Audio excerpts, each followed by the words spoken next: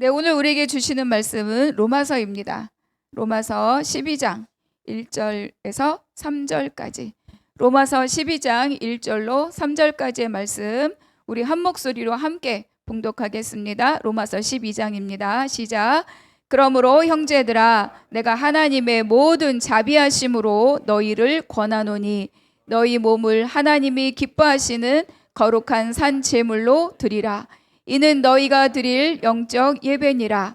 너희는 이 세대를 본받지 말고 오직 마음을 새롭게 함으로 변화를 받아 하나님의 선하시고 기뻐하시고 온전하신 뜻이 무엇인지 분별하도록 하라. 내게 주신 은혜로 말미암아 너희 각 사람에게 말하노니 마땅히 생각할 그 이상의 생각을 품지 말고 오직 하나님께서 각 사람에게 나누어 주신 믿음의 분량대로 지혜롭게 생각하라. 아멘. 아멘. 오늘은 변화하려면 이라는 제목으로 로마서 말씀을 함께 나누려고 합니다. 정말 한 해를 성실하게 가정에서, 일터에서, 교회에서 살아오신 우리 성도님들 모두 축복합니다. 그래서 오늘 밤이 지나면, 얼마 안 남았죠. 오늘 밤이 지나면 2025년에서 뭐로 바뀌죠? 2026년으로 연도가 달라집니다. 근데 우리는 이렇게 생각할 때 그에 따라서 모든 것이 다 달라질 것처럼 생각이 되지만, 그러나 엄밀한 의미에서 본다면 특별히 다를 것이 없는 똑같은 날이 다시 내일이라는 이름에 있던 날이 오늘이라는 이름으로 우리를 맞이하고 있을 뿐입니다. 그런데도 불구하고 새해다라고 하면 우리는 어때요? 이것에 많은 의미를 부여하고 있죠. 그러니까 우리가 필요에 따라서 만들어 놓은 이 시간의 한 단락일 뿐이지만 이 시간은 어때요? 해나 달이나 시간이나 이 본질적인 것들이 달라지는 것은 아닙니다. 우리를 생각해도 그렇죠. 12월 31일에 우리의 모습과 2026년 1월 1일에 우리의 모습은 다를 것이 없습니다. 새날이 된다고 뭐 외모가 달라지거나 집이 달라지거나 환경이 달라지거나 그런 건 아니지 않습니까? 똑같아요. 그런데도 우리가 또 다른 날일 뿐인 이것을 새해라는 이름으로 많은 의미를 부여하는 거죠. 그러면서 우리는 어떤 일들을 하게 되느냐? 나의 삶을 돌아보게 됩니다. 그리고 또 어때요? 나의 삶을 다시 조율하죠. 그리고 조정하고 삶의 리듬을 바꾸고, 그리고 또 내가 어떤 방향으로 내 삶을 조금 더 나은 모습으로 재디자인할까? 그런 것들을 고민하게 됩니다. 그러니까 이거는 뭐냐면 시간의 마디, 이거는 과학적이고 우리의 삶을 위해서 만들어놓은, 우리가 만들어온 단락인데 그 시간의 마디가 주는 기회이고 또 변화에 대한 우리의 소망입니다. 그러니까 우리들의 새해 결심이 다 여기를 근거하고 있는 거죠. 같은 날이지만 다른 날로 살고 싶은 우리의 기대와 소망이 우리의 삶을 다시 한번 점검하게 해줍니다.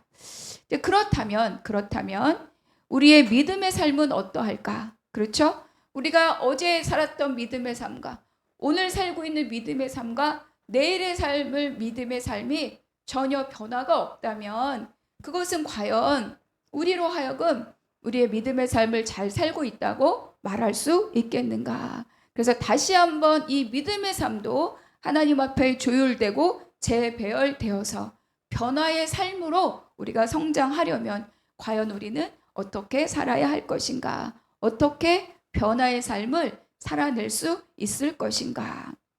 이런 질문을 하게 되죠. 그래서 로마서 12장은 이 지점으로부터 출발하는 그런 말씀입니다. 오늘 12장 읽은 말씀 중에 1절의 상반절만 한번 같이 읽어보겠습니다. 시작. 그러므로 형제들아 내가 하나님의 모든 자비하심으로 너희를 권하노니. 여기서 그러므로 이렇게 시작하잖아요. 이 짧은 연결 어미는 뭐냐면 앞에 1장부터 11장까지 있었던 모든 내용들을 다 받아내는 그런 말씀입니다. 그러니까 우리가 죄 가운데 있었다. 그래서 스스로 하나님께 이룰 수 없었던 존재라는 거죠. 그런데도 불구하고 하나님께서 예수 그리스도 안에서 우리를 의롭다고 하셨고, 우리를 죄 아래서 또 율법 아래서 정죄의 아래서 건져내셨다. 이것이 1장부터 11장까지 이 바울의 입을 통하여서 하나님이 우리에게 주신 말씀입니다. 그래서 로마서 8장에서 뭐라고 선언하고 있느냐? 그러므로 이제 그리스도 예수 안에 있는 자에게는 어떻다고요? 결코 정죄함이 없다. 그렇죠. 율법의 정죄도 없고 죄의 정죄도 없고 우리가 죄에 묶여 있을 일이 없다는 거죠. 그 우리 옛사람은 다 죽었음을 너희가 알라. 이렇게 로마서가 말씀하고 있어요. 그렇게 해서 시작하는 이 로마서 12장은 그랬기 때문에 너희가 더 잘 살아라 이런 방향의 말씀이 아니라 이미 이렇게 모든 정죄와 율법과 죄 아래서 건짐받은 자로서 이미 은혜를 받은 사람으로서 이렇게 살아가게 된다라고 변화된 삶의 방식을 우리에게 말씀해 주고 있습니다. 그 변화된 삶의 방식이 무엇이냐? 그래서 바울은 가장 먼저 몸에 대해서 이야기합니다. 우리 1절의 중반절 말씀 같이 읽어보겠습니다. 시작. 너희 몸을 하나님이 기뻐하시는 거룩한 산 제물로 드리라. 여러분 여기서 몸이 뭘까요? 몸이라고 할 때 이것은 우리의 이 육신, 이 육체를 말하는 것이 아닙니다. 여기서 말하는 몸은 우리가 살아가는 이 모든 삶의 자리를 우리가 몸이다 이렇게 이야기하고 있습니다. 로마서 6장 13절의 말씀을 우리가 한번 또 같이 읽어보겠습니다. 시작. 또한 너희 지체를 불의의 무기로 죄에게 내주지 말고 오직 너희 자신을 죽은 자 가운데서 다시 살아난 자 같이 하나님께 드리며 너희 지체를 의의 무기로 하나님께 드리라. 옛사람이 죽었음을 알고 그래서 너희가 하나님 앞에 산자가 되었음을 여기고 그리고 너희 육신을 의의 무기로 하나님께 드리라. 이렇게 바울이 이야기하고 있습니다. 그러니까 드리라는 이 말은요. 새로운 헌신을 의미하는 것이 아닙니다. 우리가 죽음에서 생명으로 옮겨진 자답게 우리의 모든 육신 하나하나 이 지체 하나하나가 누구의 것이 되었는지를 염두에 두고 살아라 이런 뜻입니다. 그래서 다시 한번 고린도전서 6장에서 이렇게 말씀합니다. 19절에 보니까 너희는 너희 자신의 것이 아니다 이렇게 말씀하고 있죠. 우리가 20절 같이 읽어보겠습니다. 시작. 값으로 산 것이 되었으니 그런즉 너희 몸으로 하나님께 영광을 돌리라. 내 몸이지만 내 삶이지만 내 것이 아니라는 거예요. 왜냐 우리 존재 자체를 예수 그리스도의 값으로 사셨다는 거죠. 여러분 돈 내고 산 사람이 주인입니다. 그러니까 우리 삶의 주인이 누구란 뜻이에요? 하나님이시다, 예수님이시다 이렇게 말씀하고 있죠. 내가 하나님의 소유가 되었기 때문에 내가 할 일은 뭐냐면 나의 몸으로 나의 삶으로 하나님께 영광을 드리는 것이 우리 삶의 방식이 되어야 한다 이렇게 우리에게 말씀해 주고 있습니다. 그래서 너희 몸이 하나님의 것이다. 그렇기 때문에 너희 삶으로 하나님께 영광을 돌리라 이렇게 말씀하고 있죠. 그래서 그 영광을 돌리는 삶을 뭐라고 합니까? 산 제물이다 이렇게 말하죠. 그러니까 이 말은 살아있는 채로 계속 하나님 앞에 제물로 드려지는 그 삶을 우리에게 말씀해 줘요. 근데 여러분 우리가 하나님 앞에 제물을 드릴 때 어떻게 드리죠? 다 죽여서 드리잖아요. 흠없는 것을 고릅니다. 그런데 죽여서 하나님 앞에 드려요. 어떤 것은 가죽을 벗기기도 하지만 기본적으로 다 낱낱이 태워서 드리는 제사를 하나님 앞에 드립니다. 그런데 여기서 뭐 산제물이라 그러잖아요. 그러니까 제물이 살아있으니까 제단에 제물을 올리기가 얼마나 어렵겠습니까? 그래서 살아있는 제물을 드리는 방법이 있어요. 그것은 뭐냐면 묶어놓는 겁니다. 우리가 가끔 그림에서 이 제물을 잡아놓은 그림을 볼 때가 있어요. 잡기 직전, 죽이기 직전. 뭐냐면 앞발은 앞발끼리 묶어놓고 뒷발은 뒷발끼리 묶어서 이렇게 디귿자로 쓰러져 있는 그런 제물의 그림을 보는 적이 있을 것입니다. 그렇게 해놔야 살아있는 제물은 도망가지 못해요. 그렇게 해놔야 발버둥 치지 못하고 도망가지 못합니다. 그러니까 산제물로 드린다는 것은 자유로운 상태가 아니라는 거예요. 그가 도망가지 못하고 제단에 올려질 수 있도록 앞발을 묶고 뒷발을 묶고 이렇게 해놓았을 때 그 존재가 살아있는 채로 제물로 드려진다는 거죠. 이렇게 앞발을 묶고 뒷발을 묶은 것이 뭐냐? 이것이 바로 우리가 지고 가야 할 자기의 십자가이고 우리가 살아가야 할 자기 부인의 삶이라고 우리에게 가르쳐주고 있습니다. 그래서 때로는 우리가 관계로 묶여 있습니다. 그리고 또 문제로 묶여 있고 때로는 불의숨으로 묶여 있고 어려운 환경으로 묶여 있습니다. 이 묶여 있음이 뭐냐? 우리가 제단에 올라 있다는 거예요. 묶여 있지 않으면 제단에 올라 있지 않아요. 그리고 죽은 제물은 한 번이지만 살아있는 산 제물은 어때요? 날마다 그 상태로 하나님 앞에 드려지는 삶인 거죠. 그래서 이것이 바로 몸을 드리는 방법입니다. 이것이 바로 산 제물로 드려지는 방법인 거죠. 이 묶여있는 것을 통하여서 이 몸은 이제 내 것이 아닙니다. 그래서 이 몸은 이제 하나님께 속해 있습니다. 그것을 삶으로 고백하게 되는 거죠. 그런데 바울은 이렇게 묶여서 산채로 아버지의 제단에 올려져 있는 것을 뭐라고 말하느냐? 그것을 영적 예배다 이렇게 말씀하고 있죠.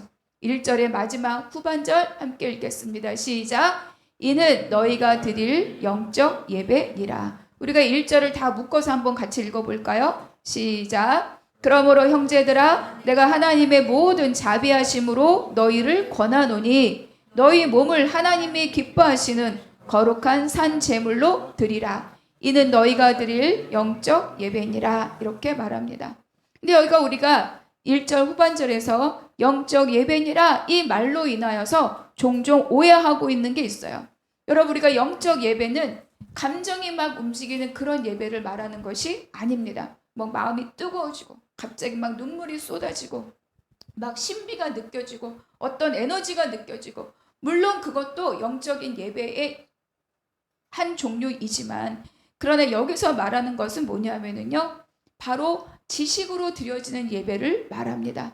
영적 예배는 이 영적 예배라고 하는 원어를 풀면 어떻게 해석이 되느냐? 합리적인 예배 그리고 합당한 예배 이렇게 읽혀집니다. 그러니까 이 영적 예배는 뭐냐면 하나님에 대한 바른 지식을 동반하여서 드리는 예배라는 거예요. 내가 막 기분 좋아서 막 나와서 하나님 찬양하고 내가 막 기분이 나쁘고 상하고 문제가 많아서 막 불쾌해서 짜증을 내면서 어거지로 앉아있고 이런 것이 아니라 하나님에 대한 바른 지식 그것을 근거로 아버지 앞에 나와서 아버지 앞에 드리는 예배를 영적 예배다 이렇게 지금 말씀하고 있다는 거죠. 가장 중요한 것은 하나님이 누구신가입니다. 그리고 하나님이 어떤 사랑으로 어떤 자비함으로 우리의 인생을 붙들어 오셨는가를 바르게 아는 거예요. 그 가장 핵심이 예수 그리스도입니다. 그래서 그 복음, 그 구원, 그 사랑 그것을 통해서 바른 지식을 가지고 그 은혜를 경험한 사람이 자기 삶을 어떻게 살아야 되는지를 결단하고 나와서 드리는 그 예배, 그 예배를 뭐라고 합니까? 영적 예배다 이렇게 말씀하고 있는 겁니다. 그래서 영적 예배는요 감정에 맡기는 예배가 아니에요. 내 마음을 정하고 정한 마음으로 하나님께 드리는 예배가 영적 예배입니다. 여러분 어떨 때 우리가 막 기분 상하는 일이 있거나 마음 상한 일이 있거나 또 나오기 직전에 다툼이 있었거나 그러면은 벌써 표정을 딱딱하게 어둡게 굳게 와서 그냥 아무 생각 없이 아무 표정 없이 아무 어떤 마음의 결단 없이 앉아만 있다가 머릿속에는 감정에는 불편한 거 머릿속에는 막 계산하는 거 돌아보는 거 곱씹는 거 이런 걸로 가득 찬 채로 예배를 드려요. 어떨 내가 너무 좋은 일이 있었어요. 그럼 막 감사합니다. 찬양합니다. 그러면서 예배를 드려요. 그런 것을 영적 예배라고 하는 것이 아니라는 거예요. 정한 마음으로 하나님이 나에게 행하신 그 구원의 그 놀라운 역사를 바라보고 정한 마음으로 그러니까 이 지금 환경에 휘둘리는 것이 아니라 하나님이 나에게 어떻게 행하셨는가를 알고 그것에 대한 정한 마음으로 나와서 드리는 예배를 뭐라고 한다고요? 영적 예배다 이렇게 말씀하고 있습니다. 감정에 휘둘리지 않는 예배입니다. 하나님에 대한 바른 지식, 그 구원의 역사를 알고 그것을 들고 그것을 정한 마음으로 나와서 드리는 예배를 영적 예배다 이렇게 말씀하고 있어요. 그래서 오늘 이 자리가 여러분의 영적 예배의 자리인 줄로 믿습니다. 사실 이 마지막 날 이 시간에 뭐 자도 충분하게 잘 만한 시간이고 누워도 어디를 가도 충분한 시간이지만 그러나 여러분이 이 시간을 지켜서 나온 것, 그 정한 마음이 뭐라고요? 영적 예배다. 여러분 가운데 확 감동, 막 눈물, 콧물 그것이 있을 때만 영적 예배가 아니라 내가 정한 마음으로 하나님 앞에 정해진 장소에 정해진 시간에 약속한 예배에 나오는 것, 그것이 바로 영적 예배라고 오늘 우리에게 가르쳐 주는 거죠. 그래서 그 영적 예배의 자리가 어디로 연결이 되느냐? 2절 같이 읽겠습니다. 시작. 너희는 이 세대를 본받지 말고 오직 마음을 새롭게 함으로 변화를 받아. 마음이 정해져 있잖아요. 여러분, 마음은요, 가만히 두면 제멋대로 자랍니다. 그리고 마음은 가만히 두면 어디를 향해요? 세상을 향해 가게 돼 있어요. 이 세대를 따라서 이 세대를, 이 세상을, 이 세상의 소리들을 어때요? 모델 삼아서 그것을 따르게 되어 있는 것이 우리의 마음입니다. 여러분, 마음밭이라 그러잖아요. 가만 놔두면 잡초가 가장 빠르게 성장하는 것이 바로 마음인 거죠. 그 세상의 가치, 비교의식 또는 교만함 또는 인정받고 싶은 마음 또 계산하는 마음, 이런 마음들, 온갖 세상의 소리가 그 마음을 자연스럽게 지배하게 돼요. 그래서 여기서 보니까 마음을 새롭게 함으로, 그래서 여러분, 마음을 새롭게 하는 것은 저절로 생겨지는 일이 아니라는 거예요. 마음을 새롭게 하려면 우리가 반드시 해야 할 일이 있습니다. 그것은 뭐냐면 바울의 표현대에 따르면 어때요? 이 세대를 본받지 않기로 먼저 그 마음 어때요? 정하는 거예요. 그 마음이 정해져야 영적 예배의 자리로 갈 수 있는 거죠. 그 마음이 정해져야 우리가 마음이 새로워지는 길들을 찾아갈 수 있습니다. 그 로마서 8장에 보면 육신의 생각은 사망이요 영의 생각은 생명과 평안이다, 이렇게 말하잖아요. 육신의 생각이 있고 영의 생각이 있다는 거예요. 육신의 생각은 뭐예요? 근심과 염려를 만들어내지만 영의 생각은 어때요? 생명을 만들고 평안을 만들어낸다고 말씀하고 있습니다. 따라서 마음을 새롭게 한다는 것은 거저 생겨지는 것이 아니라, 그리고 그것은 새로운 결심, 새로운 계획이 아니라 내 삶의 마음의 주인을 어때요? 바꾸는 거를 말하고 있습니다. 그래서 마음은요, 거저 세워지지 않고 거저 바꿔지지 않아요. 그것은 뭐냐? 말씀을 채우는 거예요. 말씀을 채우고 말씀 앞에 나가고 말씀으로 성찰하고 그 말씀으로 기도하고 기도를 통해서 나를 점검하고 그러면서 내 마음 밭들을 기경하는 거예요. 제가 예전에 하브루터나 유대인 교육할 때도 그랬지만 가끔 뇌과학에 관련된 얇게 나온 책들이 있어요. 보니까 뭐 유튜브에서 그 책에 대한 이런 강의도 있고 그렇긴 하더라고요. 그런데 이제 제가 그분은 뇌과학자가 아니라 목사님인데 성경 읽기에 대해서 말씀하신 그런 내용이 있었어요. 그러니까 이제 결국은 여러분, 우리의 마음의 길이 있다는 것은 결국 뇌의 길이 난다는 거거든요. 왜냐하면 우리의 모든 걸 지배하는 것은 뇌죠. 그래서 뇌의 길이 나는 것이 곧 마음의 길을 내는 겁니다. 그런데 뇌에 어떤 길을 내느냐? 하나님을 향한 길을 내는 거예요. 여러분, 이 뇌에 이렇게 뭐죠? 막 전선 같은 거 꽂고 우리가 행동할 때, 우리가 뭐 영상을 볼 때, 글을 읽을 때, 눈으로 읽을 때, 몸과 소리로 읽을 때, 그때 이 뇌가 어떻게 반응하는가를 다 이렇게 검사를 했어요. 그런데 뇌는 글을 읽고 생각할 때 전두엽이 굉장히 활발하게 활동합니다. 그러니까 그렇게 길이 나는 거예요. 생각하고 고민하고 판단하고 결정하고 이 사고 능력이 여기서 발생을 하는 거죠. 그런데 일반 도서보다 성경책, 그리고 그것을 소리내 그냥 읽을 때보다 소리내어 읽을 때 이 전두엽의 전기 반짝반짝하는 것이요 놀랍도록 활성화되는 것을 제가 그 화면에서 봤어요. 그게 길을 내는 겁니다. 그래서 나의 모든 내가 본 것, 경험한 것, 들은 것으로 길을 내는 것이 아니라 하나님의 말씀으로 길을 내는 것, 이것이 내가 마음을 새롭게 하는 거예요. 여러분, 여러분의 어떤 것들을 내가 오늘 굳게 결심한다고 실천하는 것 자체가 어려운 것들이 너무 많습니다. 내가 오늘은 핸드폰 한 번도 안 볼 거야. 불가해요. 내가 오늘 게임 1분도 안 할 거야. 거의 불가합니다. 왜? 나의 뇌에 길이 나 있기 때문이에요. 그런 걸 통해서 얻어지는 안정감과 그것을 통해서 얻어지는 어떤 유익들이 내 뇌에 길이 났기 때문에 안 하고 싶지만 안 할 수 없는 것이에요. 중독까지 가지 않아도 그것을 지나가야만 나에게 안심되는 시간들이 온다는 거죠.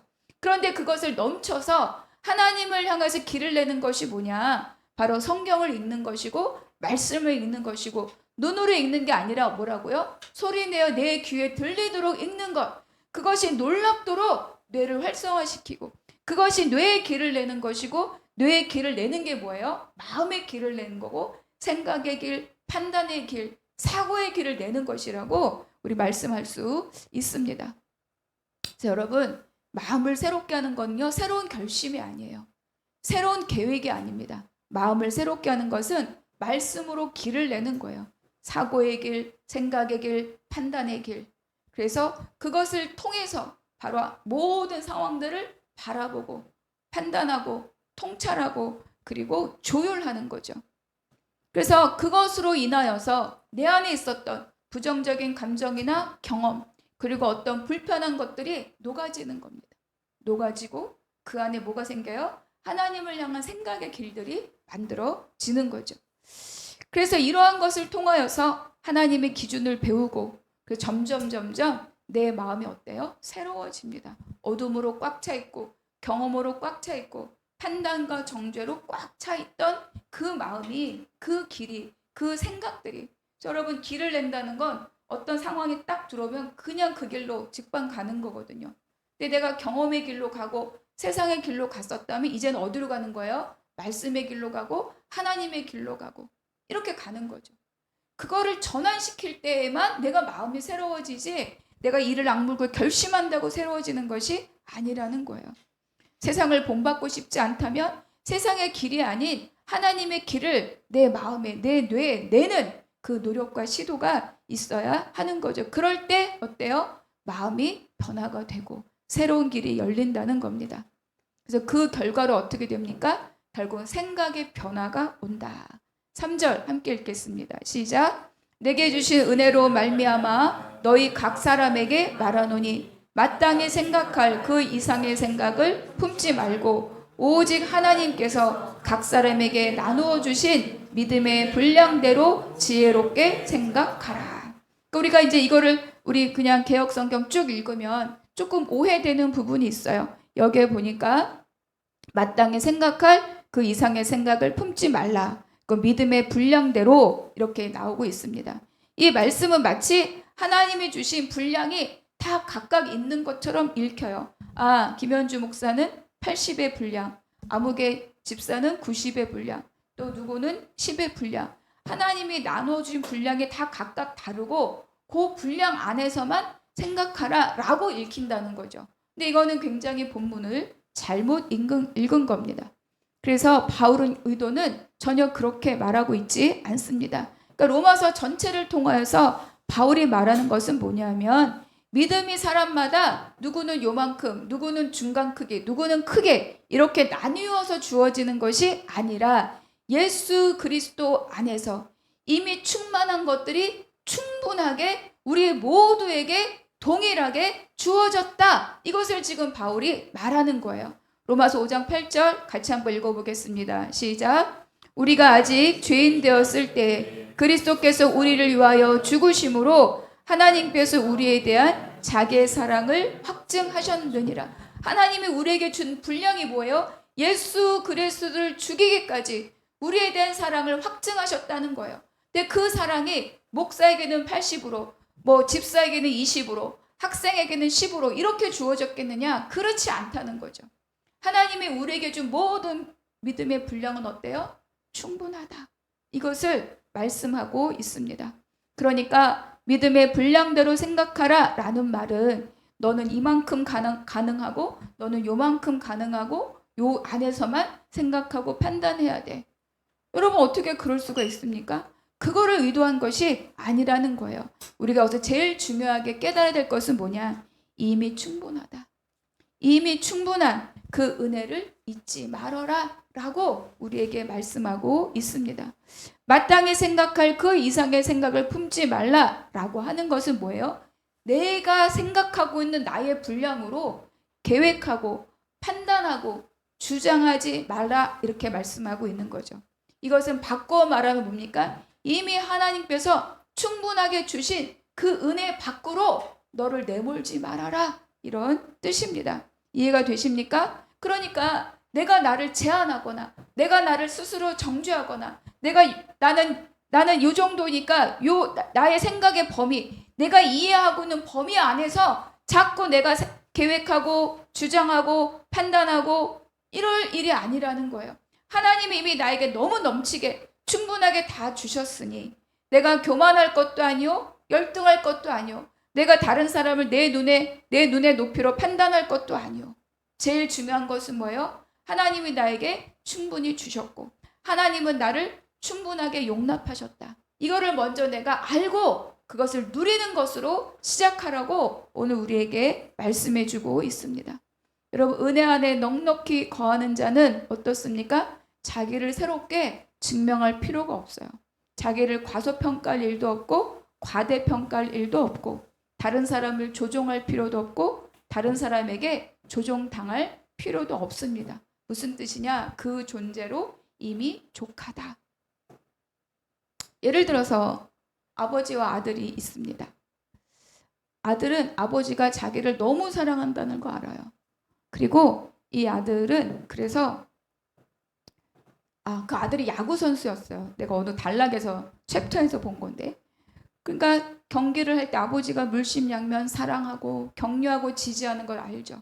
그러니까 아들이 야구를 하면서 홈런하고 싶어요. 왜? 아버지에게 기쁨이 되고 싶기 때문에. 그런데 홈런을 하지 못해도 이 아들은 두렵지 않죠. 왜? 아버지가 그것까지도 충분하게 넉넉하게 용납하고 사랑하신다는 걸 알기 때문에. 그런데 만약에 아버지가 내가 홈런 칠 때만 나를 기뻐하신다라고 생각한다면 홈런을 치지 못했을 때 이 선수는 어디로 가야 됩니까? 얼마나 아버지가 두렵겠습니까? 그 실패가 얼마나 낙심이 되겠습니까? 그러지 말라는 거예요. 그러지 말아라. 내 안에 있는, 내 사랑 안에 있는, 내 은혜 안에 있는 내 백성들, 내 자녀들은 이미 충분하다. 내 아들을 죽이기까지 내가 너를 사랑하였고 이미 너는 그 안에서 충분히 용납되었고 그것을 잊지 말아라. 이렇게 우리에게 말씀해 주고 있습니다. 여러분, 우리 모두는요 이미 예수 그리스도 안에서 충분하게 받아들여진 용납된 존재임을 믿으시기 바랍니다. 근데 그걸 잊어버리고 나를 정죄하거나 아니면 내가 내 눈높이 수준으로 다른 사람을 정죄하는 경우들이 있을 수 있다. 그거 하지 말아라. 이렇게 우리에게 말씀해 주고 있어요. 여러분, 충분히 사랑받고 충분히 받아들여진 사람은 다른 사람도 어떻습니까? 충분히 받아들일 수 있는 마음의 깊이와 여유를 갖게 되는 줄로 믿습니다. 그래서 변화된 삶이 뭐냐? 변화되는 삶이 뭐냐? 내가 어제보다 한 단계 더 나은 나의 계획으로 스케줄로 한 단계 더 나은 사람이 되는 것이 아니라 제일 깊게 우리가 깨달아야 될 것은 내가 이미 은혜 안에 거하고 충분함으로 받았고 충분함으로 용납된 사람이라는 것을 내가 기억하는 거예요. 그 기억 안에서 그 은혜 안에서 어때요? 변화된 몸으로 변화된 마음으로 변화된 생각으로 하나님이 주신 모든 삶의 자리를 살아내는 것. 이것이 바로 변화한 믿음의 삶의 자리인 것을 기억할 수 있기를 바랍니다. 여러분, 오늘은 우리가 마지막 날이죠. 그런데 이 마지막 날 그리고 새날을 기대하면서 우리가 다시 한번 자신에게 물어봐야 할 것이 있어요. 그러니까 내가 아까 말씀드린 것처럼 어제처럼 오늘을 살고 오늘처럼 내일을 살 것이냐? 아니면 하나님이 커다랗게 이미 용납된 삶, 이미 충분하게 나에게 주어진 그 삶을 내가 하나님께 응답하는 사람을 내가 실패했느냐, 홈런을 쳤느냐가 아니라 내가 어떠한 상황, 내가 일부러 거절하지 않는 이상 하나님은 언제나 나에게 울타리가 되고 하나님이 사랑 안에 거하는 자임을 내가 믿고 그것을 붙들고 그것을 통하여서 내 삶을 살아가야 될 것인가를 결정하고 나의 그 삶의 방향을 정하는 날이 되기를 바랍니다. 그래서 같은 날이지만 다른 날로 살고자 한다면 나의 몸이나 나의 생각이나 나의 마음이 정말 하나님 은혜에 붙들려 있을 때, 그때 우리는 비로소 진짜 변화된 삶으로 살아갈 수 있을 줄 믿습니다. 여러분, 우리가 오늘 이 밤에, 송구영신의 밤에 할 일은 나의 마음을 정하는 겁니다. 내 몸을 지금까지 살아왔던, 여러분 몸이 육신이 아니라 여러분 체력 단련 말씀드리는 거 아닙니다. 나의 어떤 습관적인 것들, 그것에 나를 내맡기지 않고 내가 말씀 앞에 나오는 거예요. 그래서 말씀을 통해서 내 삶을 다시 한번 조망하는 거죠.